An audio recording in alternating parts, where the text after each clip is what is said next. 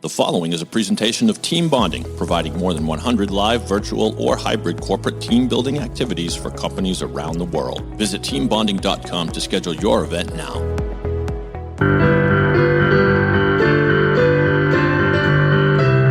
Hello, team! Once again, it's me, your old friend Rich Rinnensland. Welcome to Team Building Around the World, the podcast where I speak to people from the team bonding, team building industry from all across the globe.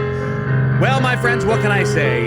Today is kind of a very special episode in that we are wrapping up our season 1 of Team Building Around the World. So with me, I have the two people who made this entire thing possible for me, Melissa Ehlers and David Yas from Podcast 617 right here in Boston. We're going to meet with them in a second, but of course, I have to start off by giving some love to my supporters. The show is supported by the Catalyst Team Building Network. Find out more about the world's largest network of team building providers at catalystglobal.com. We also want to thank our friends at B1G1, which can make your business a real force for good. So visit b1g1.com to get started.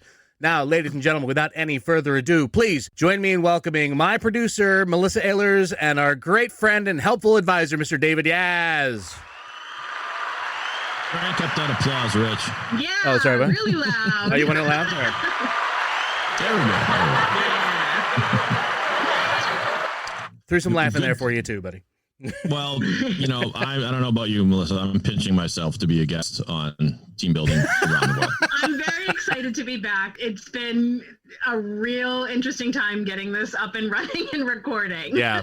Everything. Just to explain to everybody out there listening, it's been a week since we actually recorded our last episode of the season, which means Melissa and I have not spoken to each other in 7 days. So it's been weird to go from not talking to someone. Melissa, what other changes have you noticed in your world in this time? It's harder to keep track of time because I've lived by a calendar that had time zones from everywhere around the world, and now I only have to keep track of one time zone. Yep, it's very true. I was actually talking to a friend of mine, and they were asking me if I was available for something today. And I was like, sure, you want to go right now? Let's go do that right now. When suddenly my phone chimed in telling me that I had to do this podcast right now. So I was like, wait, no, that's Friday. Oh, wait. It's Friday. That might be like a pandemic thing because we schedule these Zoom meetings and then sometimes we schedule them recurring. And every Thursday at 5, I get a couple pings of people trying to log on to this big networking Zoom call that I canceled like a month ago.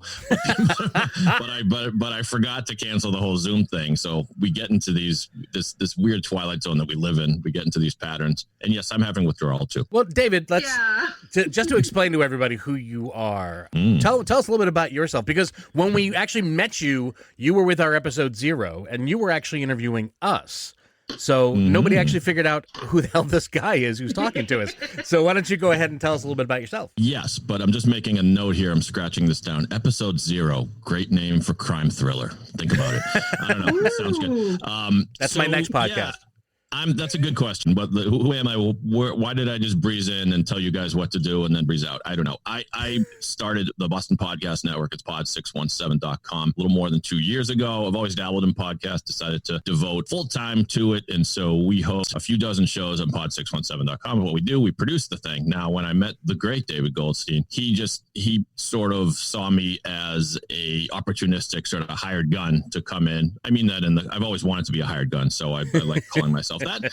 And dream come true right there. Oh, wow. Yes, that's right. That's right. Who wouldn't want to be a hired gun? Yes, exactly. That, and I want to emerge from a body of water with a knife in my mouth. That's the other thing. Other than that, and so I got 1 out of 2. So he thought that I could be helpful in launching the thing because that's, pretty much what we do here is we launch podcasts from everything from, helping with the intro music and any voiceovers that's needed and putting in the spots and all sort of the technical stuff to the show conception and then distributing it and marketing it for sure. And so that's what we do. So that's what we did. And I got to say, since I'm off the payroll, I'm not getting paid to say this anymore, but it was a great idea for a podcast. And I'm delighted at the way it came together. When you're doing a podcast, the best ones, as we know, are telling stories. And I'm a sucker for a good team building exercise. I was a camp counselor for like 6 years, and I'd probably be still doing it now if it were socially acceptable. It's just fun to me to come up with creative ways. And so to hear these stories from all around the globe about your colleagues, friends, contacts, and people that are passionate about team building, it was cool. It's just a great idea for a show. And so here, like I said, not even getting paid to say this right now, but go listen to all the back episodes. It is. It is actually really fascinating. I'll be completely honest, since we're being at the close of season and waiting patiently to see if the money's ever going to come in for us to get a season 2. But it's been an amazing treat to go from not really even knowing what I wanted this podcast to be to suddenly meeting all of these amazing people from all across the globe and hearing their stories and finding out how they went. For some of them, it's a very simple story of, as a kid, I like going and doing these outdoor things with Outward Bound and other such things in Europe, to this is now my livelihood, and we're always coming up with and innovating new things. And then, of course, I mean, Melissa, you can chime in here. How many pants ripping episodes have we heard? Oh my God. Between pants rippings as one of the most embarrassing story, and then having to literally continue or send out an assistant to go buy you a pair of pants. Yep. And hope they get your size right, to animal stories of animals interrupting depending on where in the globe you are. Yeah. There's literally one of those in every episode when it's your silliest or most embarrassing or anything along those lines. And sometimes both. Sometimes animals with no pants. Yeah, Exactly. I guess that's why the original title for the podcast was rejected, and that it was "Your Butt is Showing."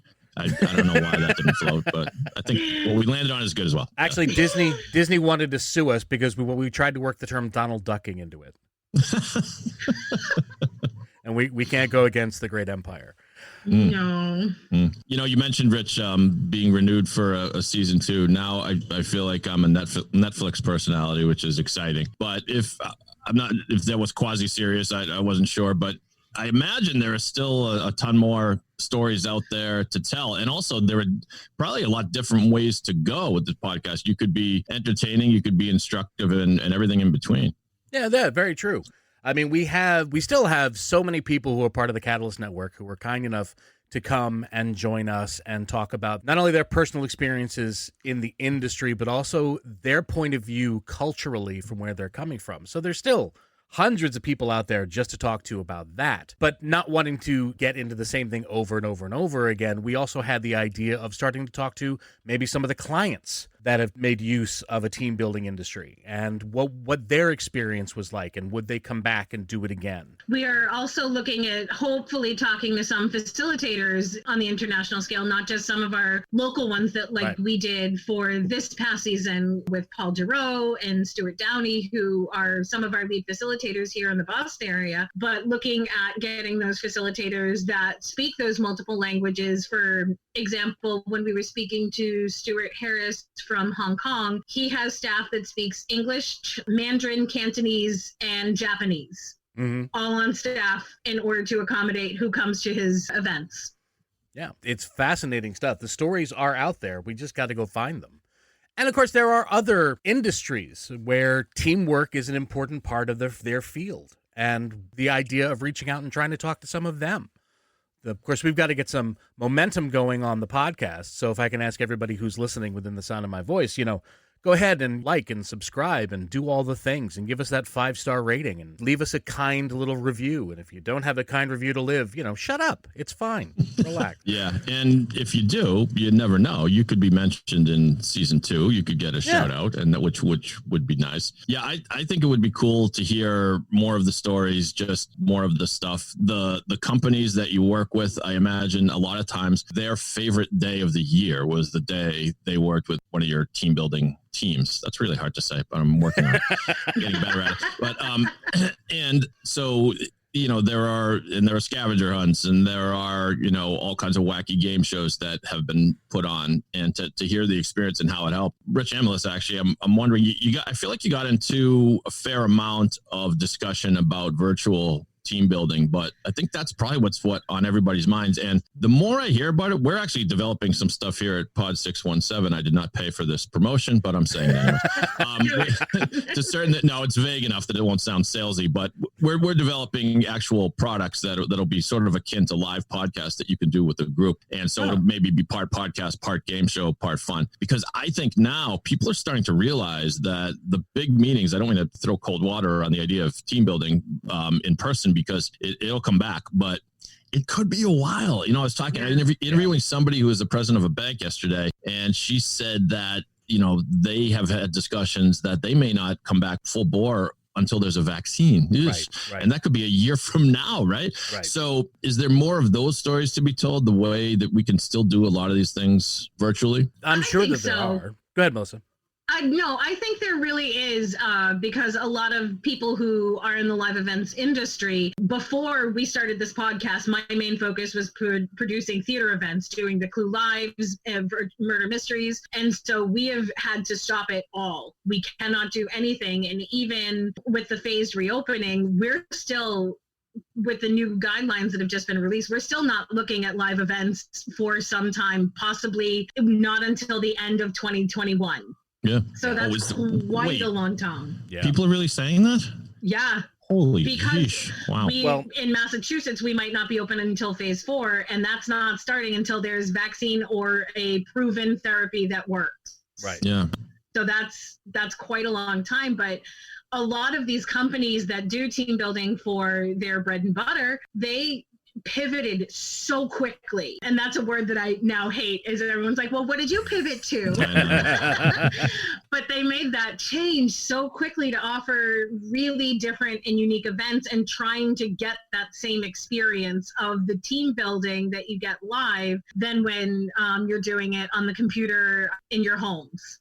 I just want to say, as an aside, I'm fascinated by the idea that they're working on this vaccine. I'm sure the smartest people in the world are working on it. It's just a little odd to me that we have no idea when it's going to happen. So I picture people that look like Matt Damon in Good Will Hunting, just like staring down at these. If I worked in that room doing anything, even if I was just like the guy fetching coffee, once a day, I would look down at a piece of paper and scream, "I've got it!" Oh, wait a minute. Nope, that's not it. Sorry. How are you born and bred in Boston, Dave? Yes, sir. Yeah, you can tell because you think Matt Damon is the height of smart-looking people. That's a specifically Boston thing. By the way, all love and support to Matt Damon.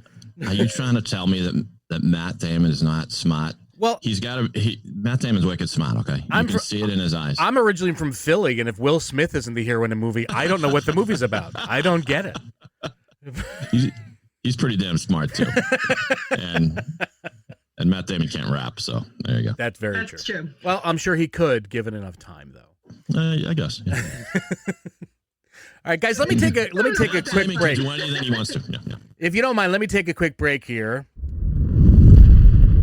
because we do need to take a second to give some love, and I want to tell all of you about a company that I am very proud to be a part of, Team Bonding. Team Bonding was founded over 20 years ago with one simple question: how can employees have a great time while fostering strong, authentic bonds between people who work together? They've created a catalog of innovative events using the power of play as a learning tool and tapping into the correlation of work and play. From scavenger hunts to Jeopardy and so much more, the team bonding of activities, both live, virtual, and hybrid, maximizes the impact of team building with accent on fun. Visit teambonding.com to schedule your event now. Team Bonding, when you want seriously fun results. That was a fantastic live read. Well, Rich. There's some editing I already know that I have to do with it. Yeah, I'll be more mindful of time. No, that's I know. I looked at the clock and I went, Melissa's not telling me it's time to go do a live read. I better do a live read. Sorry, I was rambling. It's a podcast, and that's what I do. It's fine. Yeah, do not sweat it. But let's talk about some of that mechanics, Dave, of live reads and podcasting itself. Yep. Because a lot of this, I'll be honest with you, I didn't know when we first came on board. And suddenly people were throwing words at me like live read. How do you think we did as someone who does this professionally? What's your honest opinion from the beginning to the end? Because you were with us pretty much all along the way. Well, you nailed it. And I'm not just saying that because you're my friends, but it doesn't, people in the podcasting industry can sound like they know all the rules, but the fact of the matter is there aren't really rules. There are guidelines, there are things that develop. Like you say, the live read is one that you just did. And I kind of make fun of it because it's supposed to be the ad that doesn't sound like an ad. That's just what it is. And they're effective. They're actually nothing new. I mean, they've been done in radio for eons, I'm sure. But it just so happens that podcasting adopted it as the official way to get the word out. And it works because a podcast is designed to be a conversation. It's designed to be like listening in on two people chatting. Mm-hmm. And so there is admittently a bit of manipulation, but it's just like, Rich, thank you for telling me about your dad's experience in Vietnam. It reminds me about Squarespace. The website service. It's like, what? Like, what just happened? And before you know it, you've tricked the listener into hearing about this product or whatever. But it's good. I mean, there are things like the lives read. There's certain editing, but the fact of the matter is, you guys both came armed with what you need. And to me, it's being a good listener, being a conversationalist, you have to be someone that can put together a sentence, but as I stumble through a sentence here, but really it's those skills that I imagine, Melissa, you have honed in theater, whether on the stage or behind the stage or whatever you say, side stage, and Rich, you as well. We've sort of joked about this, but there's that rule in improv. Yes, and someone comes up with the funny, says, "Hey, I just did a pack of horses just go through here," and then the next person comes on stage and they better say yes. They better say yes, and also the elephants were right behind him or something. The worst improv skit ever. I just invented. Thank you, but you get the point, right? And that is, to me, the key of podcasting. What is the key to being a good conversationalist? We know one when we see one, but it's seldom deconstructed. I'm curious to hear what you guys think as to whether the improv chops actually help in developing that cool, natural conversation that you want on a podcast. Most definitely. I think it gives the kind of not exactly fearless, but it takes down that filter that a lot of people have in those public speaking engagements that they're terrified of. There's a reason there's public fear speaking, because people don't want to say the wrong thing. I know with me, I don't have that fear. Yes, I'm going to say the wrong thing. Go, well, sorry about that. Sorry, we'll move on. Yeah. So. But you're right. And it's there was an improv troupe at my college called Without a Net. I'm sure there are a zillion of them called Without a Net. But what's the matter with Annette? Is she okay? Was there a reason she couldn't show up? She went to Idaho, Alaska. I don't know. I suck at improv. You can be good at podcasting and suck at improv. But Without a Net meaning there's no script. There's nothing to fall back on. And part of that is really runs through the spirit of a good podcast. And by that, I mean, you don't know where the conversation is going to go. You have to trust yourself and trust your guest that this is going someplace good. And so if, I tell a story about how there was a legendary sports radio guy, Eddie Andelman in Boston, who almost invented the medium here in this city. And I say that because I'm about to tell a story why he sucked as an interviewer. This guy is interviewing the great Ted Williams, obviously years ago before Ted passed away. Sure. And he's just doing kind of a general check-in with Ted, the veteran, and what are you up to these days? And, I heard you're in the Fishing Hall of Fame. And so Eddie says to Ted, what do you think of this year's edition of the Red Sox? And he says, well, Eddie, a few good bats, a few good arms, but let me tell you, they've got a secret weapon. And Eddie Andelman, I kid you not, says, well, that's great, Ted. So let's talk a little bit about fishing. And it's like, as the listener, I'm like, he just said the greatest hitter of all time just said our team has a secret weapon, and you didn't ask him what it was. So it's you got to notice those little forks in the road, right? Yeah. And Rich, I imagine that happened a lot because you're talking to a lot of colorful people. And so, you didn't know that story was going to come up about the iguana or the sloth. What was it? I can't remember what exotic animal it was. It was a sloth. The sloth. Yep. And the other my favorite is the attacking not hippo, rhino. Was it hippo or rhino? No, it was a hippo. The hippo. The attacking hippo. That's always a good one. But yeah, no, there's a lot of those moments where I have this little notepad that I have kept. After I did my first 2 interviews, I suddenly realized, I can follow a natural conversation. That's something that I'm skilled enough to do. But there are things there in the middle of someone talking I want to remember to go back to. So I have this scratch pad that is furiously now full over the few weeks of us recording over and over and over again. It is just furiously full of questions and one-word sentences or one-word little comments that are underlined 3 times because I have to remember that that's something I want to get back to. And it's always funny because when I first meet the guest, when they first come on the Zoom call, I'm always very excited to meet them, and I thank them for coming on, of course. And I'm like, you might remember that Melissa sent you a list of questions that we're probably going to go over, just something to help you as a guideline for what the show's going to be. And they nod yes, and they're very thankful that we sent it to them. Like, now you can just throw that out because I'm not married to that at all. I'm going to actually talk to you, and we're going to talk to each other, and it's going to be 2 people from the same industry just telling stories and sharing time. And I will either get people go, oh, okay, good, or I will get people go, wait, what? But I have answers. I had one guest hold up his sheet where he had printed out the questions and written in his answers to what those questions. It was like one of those high school tests that you have with the blue books. It was neat. It was like, oh, I'm so sorry. But the reason why we came up with the guide is because I would say more than half of our guests are English as their second language. Right. And to speak to someone that is not in their native language, I just wanted to have them have a little bit of something. And their English was amazing. Better than mine. Yeah. And I'm from English. English is your first language. Sorry, what? I didn't follow anything you just said. What? Me be English. yo soy English. Yes. And that's a great approach. And obviously, some people will want the comfort of having those questions. And I would imagine certainly if English is your second language, but the danger of sending other questions is you get, some people think, oh, podcast, you've got a fancy microphone there, I can see. And it's like this is the closest I'll get to being interviewed by Tom Brokaw. And so I'm going to answer as such. And that I think you guys would agree is not the road you want to go down. I actually interviewed on my podcast, I interviewed a doctor.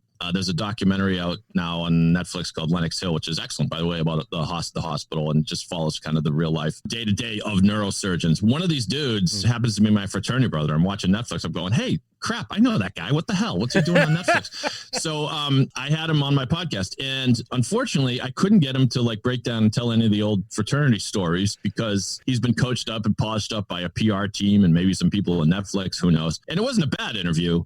But, I don't want someone to be, answer name, rank, and serial number. And yes, Rich, this has been an effective way to build teams. No, you want to hear, oh, that reminds me of the time when I split my pants because, that's comedy. There are a couple of those, and hopefully I added them together so they don't sound like that anymore. But there were a couple of those where in the very beginnings of the interview, we did have those people who were, yes, and thank you for having me, and here I am, and this is what I do, and this is, but as soon as I asked them a question of what's the silliest thing that ever happened to you while you were leading an event, all that goes away, and they get right back down to it. Yeah, it also helped when you hit the whoopee cushion sound effect, Rich. I nean, never did that. I am not a morning zoo guy. I know, I'm joking. I was about to say after the 7th time it got a little old, Yeah. I always, my fallback is if things go really awry, I hit the Benny Hill theme. That always that'll change, good one. You were also the course of an, you were also really showing our age right now, Dave. I know. I got the theme to Curb Your Enthusiasm too, so I guess that's a little bit more current. That's probably a little more. All right, give me one more second, guys. Let me take a step away. Because I do want to tell everybody about B1G1, which can make your business a real force for good. And I'm going to sound like this is an actual conversational thing now that Dave pointed out how much this still sounds like a commercial. Emperor has no clothes. When you're part of B1G1, you bring new purpose, meaning, and relevance to your business by making giving a core of what you do. Unlike conventional giving models, B1G1 helps small and medium-sized businesses achieve more social impact by embedding giving activities in their everyday business operations to create unique giving stories.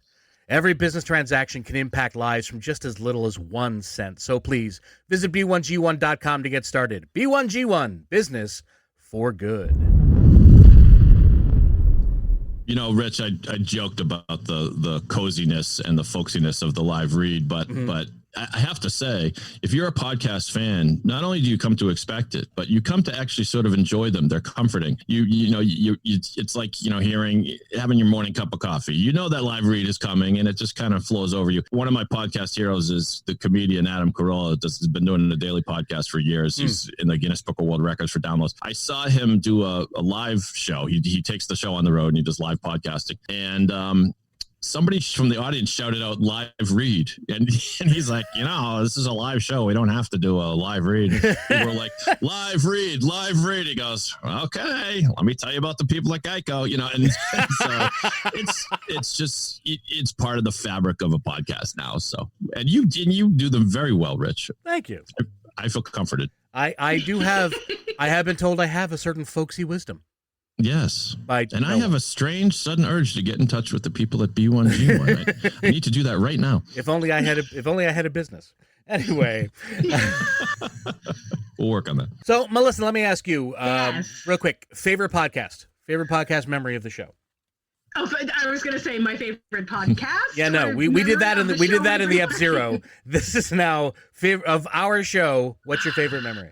Oh God, there are so many. It was just being able to talk to that many people from that many different places. It was incredible. And it's so nice to know that once Americans are allowed to travel again, we have a place to stay in pretty much almost any country in the world.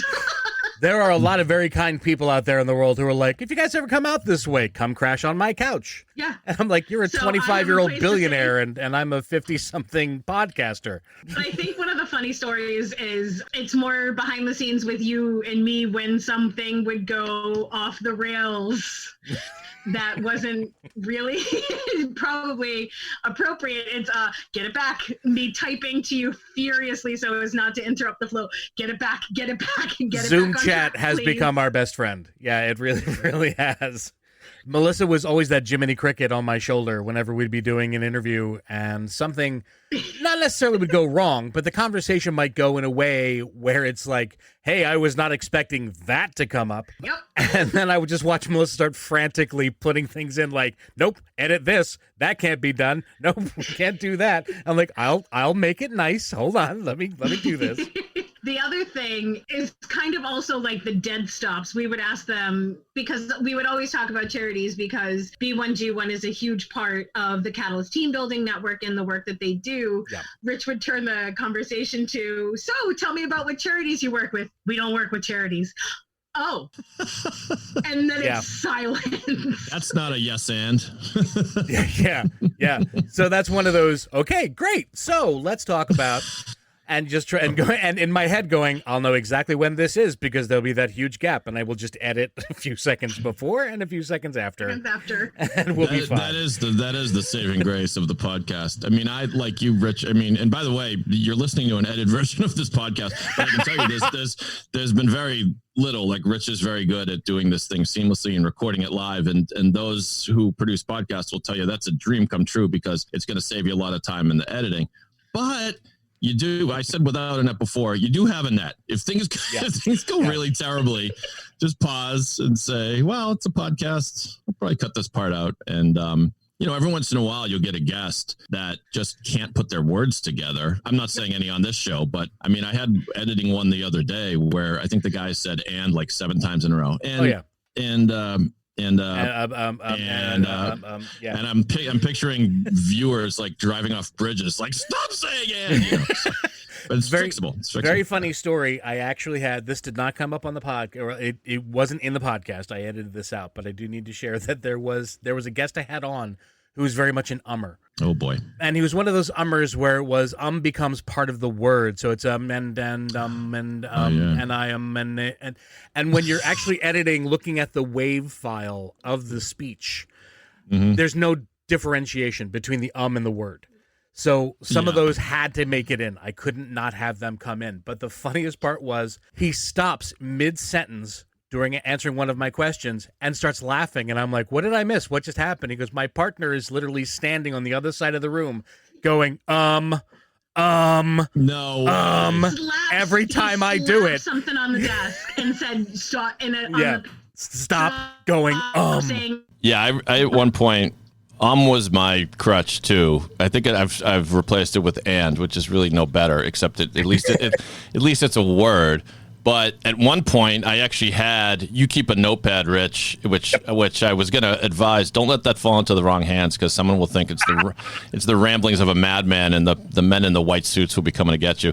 The same would occur for me. I have a mini whiteboard that I keep in it, so I can scratch. But it looks like it. It looks like part, recipe for manicotti and part like Unabomber manifesto. But sometimes I write with the line through it and just keep looking at it, because that is something that it's like anything else. People say, on the occasions where I get compliments, hey, you're very good, you're very natural at this. That's nice to say, but really it's like anything else. It's reps. It's you actually hone your skill by doing it over and over and over again. So it's like, hitting a golf ball, which I suck at as well. But anyway, and have you found that, Rich? I'm curious, did you find that you were doing things differently on show number 15 than you were on show number 1? Oh, absolutely, yes. There are moments where, as I'm editing things together, like I would be editing a show that was 2 weeks ago and editing another show that was from the day before, just from the order that we had decided we wanted to promote them in. And as I'm listening to myself, I'm going, my God, what happened in only 10 episodes? Yeah. Where I became sounding a lot more comfortable and a lot more involved in the conversation. Because I would get, in the very beginning, I will admit this, especially my first interview with Mr. Guy Baker, who's a lovely man, but a talker. You ask that guy to tell you a story, and suddenly it's War and Peace, and you didn't realize that was what was happening. But again, loved everything he was saying, was enraptured with every iota that was coming out of him. And I found myself listening to him. I'm barely in that show. Thank God for the live reads. No one would remember that I was part of the show if not for that. It was the Guy Baker episode. Wasn't that the highest rated show so far? So far. That's a joke. Sheesh. Rough room. Wah, wah. There you go. Rest in peace, Bob Marker. I've done that in the history of the episode. But David, let me ask you. Yeah. I mean, how long have you been doing this? I've been doing this episode. It feels like years, Rich. I've been doing my own podcasts for, I don't know. I just hit 300 episodes. I know that. Yeah, I know that because I just discovered that Apple Podcasts actually will start deleting your oldest episodes as soon as you hit 300. Thanks a lot, Apple Podcasts. Wow. Yeah, I didn't know that until I got up to 300. So, little known fact. Yeah. So been doing that for years. Been producing podcasts here at Pod 617 for the 2.5 years or so. And what's cool about this industry and this practice is podcasts aren't going away, and I don't say that because they're wildly popular. They are. But I say that because they're really just, for them to go away would be like, I don't know, phone calls going away. Like it's not so much like, it's not a genre of entertainment, like not like reality shows. It's not just the true crime stories. It can really be whatever you want it to be. It can be educational. It can be, you can design it that you want just 12 people to listen. You can design it so you want 12 million people to listen. I mean, good luck with that. And so it's just this mode. It's this wonderfully unique mode of media and communication and marketing. It's a floor wax and a dessert topping, as I say all the time. So, but that's what's cool about it. And I don't know if I answered your question, but it's a podcast, right? Yeah. So, no, I just want to say, I got to ask, with all the experience you've had, do you find that you hate your own voice? I have been, because you spend so much more time editing than you do talking to people. And I cannot tell you how sick I am of hearing myself. Yes and no. I mean, sometimes, I guess I hate my voice. I love my microphones. I've always been a microphone guy. You remember, to date ourselves again, you must remember Mr. Microphone, right? Mr. Microphone was this toy that they sold where it was just it looked like a Hey, they're good looking. I'll be back to pick you up later. Yes. Yeah, the ad inexplicably featured a guy like emerging from a convertible car, talking to some hot chick on the side of the road and saying, "Hey, good looking. We'll be back to pick you up later." And his voice is emanating from the radio in the car, because that was what the toy was. You could tune into radio and talk, and your voice would come out of the radio. Oh man, I love that thing. I wanted to carry the thing around wherever I go. So I like my toys. It's not even so much my voice. It's that I do hate when I screw up, and I do hate when I think of something that I should have said. There are moments when the Dave who recorded a podcast a month ago is saying, "What's the name of that guy who used to be the governor of Georgia?" And meanwhile, the present Dave knows who it is. And I'm screaming at myself, "You idiot. How could you have forgotten that?" But I'm getting old and it happens. So podcasting is like anything else. It has its share of regrets. And the other thing, though, Rich, I wonder if you do this. Sometimes I'm listening to a podcast. It's an exchange between me and another person, and they say something. And in my head, I already know what I'm about to say. Not because I remember saying it. It's just because that's what I would say. And it's a really creepy, self-reflective thing, isn't it? It really is. Yeah. It really, really is. You find out so much more about yourself when you don't realize you're going to be listening to yourself weeks later. Yes. Yeah. It's strange. And it's also that time shifting thing. That's what podcasts are all about. I mean, most podcasts, like the ones on this show, are evergreen. I mean, these things will be listenable for years into the future, because we're not talking about, current events per se. Sometimes I say to my guests, you're talking to people in the future right now. And they say, "What do you mean?" So, well, so if you told them the lottery tickets, they could go buy the lottery, because, you're talking to them in the future. No, actually, it's the other way around. Anyway, it's this time shifting thing. And we live in a time shifting world now, right? I mean, on demand. I mean, when we're watching something on Netflix, I want all 12 episodes. I don't want to have one and wait till next week. Who does that anymore? That's so 1979. Old-fashioned. Yeah. That's so 2009. All right, gang. We're getting just about to the end of this. We don't want to take up too much more of your time, my listeners out there. But when we did an episode 0, it's important to remember, for those who didn't actually hear it or don't remember it because that was so long ago, please feel free, go and jump back and listen to that, where David actually had Melissa and I do my speed round, which is, of course, when we force our guests to actually answer a series of questions within 60 seconds, trying to get as many questions done as they can. But now I get to actually torture Dave. Oh, no. He's going to go solo. Unprepared. Through the speed round. Well, you're not supposed to be prepared. That's the whole point. I know. Tables are turning. All right, David Yas, if you're ready. I am. Let's begin. What's your name? Dave. Who is your favorite teacher? Mr. Connolly back at Milton Academy taught me how to love poetry. And that sounds creepy, but it wasn't. Which would you rather be, attractive, a genius, or famous? What happens if I'm all three? Geez, I guess I'll take genius. I don't know. Okay. I want all of them. Who's your favorite musician? I'll go with Billy Joel, as sort of predictable as that may be. Billy's my boy. Who's your least favorite musician? I've developed a newfound hatred for Lionel Richie. I do a music podcast. We've come across a lot of his old songs. They're much too drippy and sad. I've had me enough, Lionel. Sorry, Lionel. What historical age would you like to live in? That time right before they stopped serving brunch at the casino. No, I don't know. You know what? I'll go with like the 50s or the 60s. It seemed like everybody was having a lot of fun. That's a gentleman's 6 for Mr. David Yas, ladies and gentlemen. A gentleman's 6, meaning that was not very good at all. No, you did fine. That was actually really well done. Well, our average for the speed round was 8 to 10. Yep. Yeah. And our top was still 13. The number's still to be beat. 13. So that's disappointing, because I was actually straining to keep my answers short, and I just couldn't. You really didn't. Yeah. You really, really didn't. When we ever had the episode where it was the 13 answers, I'm like, is he going to run out of questions? Yeah. There was a brief moment of me going, nope, ask that. Nope, ask one just like that. Nope. Okay, there it is. There's also so everyone knows, if there is anybody who's actually curious about this, These questions actually come from 101 fun and interesting questions to perk up boring gatherings. So you can find that on HuffingtonPost.com. Nice.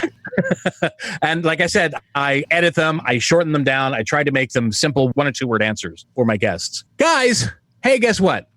That officially wraps up season 1. Oh, say it ain't so. Team building around the world. Before we say goodbye, David, please tell everybody where they can find Podcast 617 out there. Yeah, well, I'll correct you. You get a gentleman 6 for that comment. No, it's pod 617. It's pod617.com. Sorry, it's pod617.com. You can get in touch with me there. Finds all kinds of bells and whistles. You can learn how to be a guest on my show. Appreciate it. It's podcast heaven. In pod we trust, right, guys? Yes. Absolutely. Now, Melissa, you're still working in this time of COVID and everybody has. Is there anybody you would like to send some thanks to? First of all, thanks to Dave Yas, because this would not have been as smooth as it was without his help and advice. Yeah. The emails that I would send him of like, I know this is probably a stupid question, but... and his patience in getting us through that. Special thank you to David Goldstein, I should say, not Dave, 2 different people. Right. For him to finally, after me haranguing him for 2 years, to let me do this project that I have been trying to do for 2 years, regardless of how it started and evolved. I'm really pleased with how it turned out in the end product with what you and I were able to do. And you also, because in this pipe dream, when this started a couple of years ago, sitting in the marketing office and said, all right, why don't we have a podcast? I go through my phone and the first name I went to is Rich. Rich is the host that we want. That is 100% it. Sent him the message, and none of this would have been possible without you too. Oh, thanks. Also going through and helping me kind of define what we wanted to do. Fantastic. Thank you. And of course, for myself, just to continue on to that, please, Mr. David Goldstein, thank you very much. Everybody go to teambonding.com to learn more about his fantastic company and what you can do with it. Thank you, Mr. David Yas. You are literally the Atlas holding us up on your shoulders. So that you've made this so much easier for us to do just by giving us a resource we can go to answer all of our silly questions. There's so much love in the room on the podcast. And we're in 3 different rooms. I know. I promised I wasn't going to cry. It truly was a labor of love. You guys are class acts, talented, fun, my kind of people. Genius, famous, and what was the other one? Good looking. Yes. Now just decide which one of us is which. All right. Melissa's going to get genius. I'm sorry. That's just the way that works. And I do want to, of course, thank everybody at Team Bonding who put all their effort into actually making this possible. Not only setting up the website for it, giving us our fantastic logo, to taking over for us when we're going to be moving on to other things so that they can make sure that this podcast stays up and keeps moving forward. So they have been fantastic. And without them, none of this, of course, would be possible. And of course, thanks to Mr. Todd Terrio, who plays our piano music, which you'll be hearing in just a second. If you can find Mr. Todd Terrio anywhere, please do check him out. TODDTHERIOT. Todd Terrio. He's here in the Boston area, and he's one of the more talented musicians I have ever had the pleasure of working with. Actually, it's THERAULT. Ever the producer. I don't think you're right, but I will actually edit to whichever one is correct. Thank you.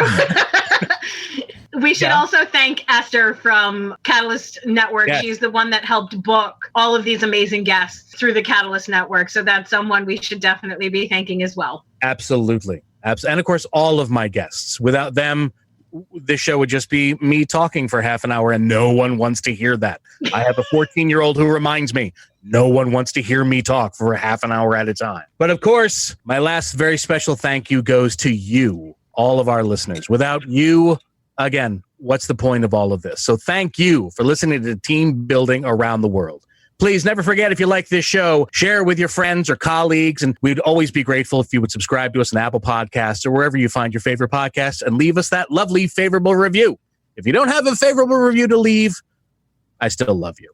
Don't worry about it. I don't. All past episodes can be found at teambonding.com. And that's been it for me, guys. On behalf of Melissa Ehlers, David Yas, and me, Rich Riddensland, this has been Team Building Around the World. Always remember, if you're within the sound of my voice, you're on my team now, and I will always be on yours. Thank you, everyone, and we'll see you next time.